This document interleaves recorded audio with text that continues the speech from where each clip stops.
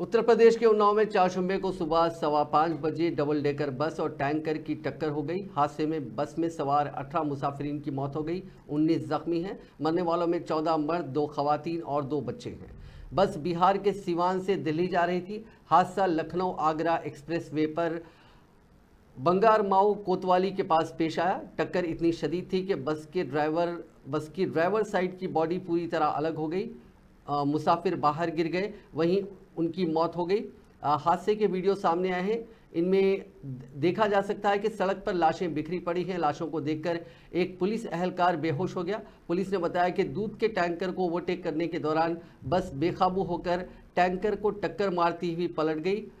DM Gaurang Rathi ने बताया कि बस में 57 मुसाफिर सवार थे। करीब 20 मुसाफिर महफूज हैं। 19 जख्मियों को उन्नाव डिस्ट्रिक्ट हॉस्पिटल में भर्ती किया गया है। 5 की हालत तशवीशनाक बताई गई है।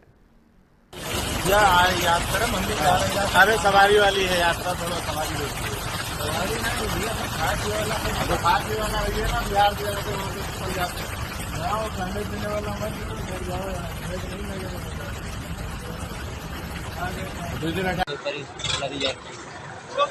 मरा ना।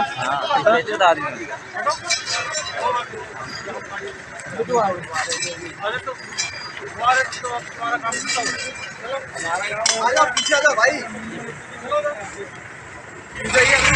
क्यों खड़े आया बोले आजा बसा।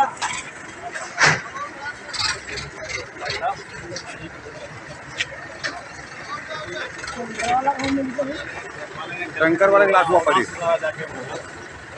टैंकर के पहिया पी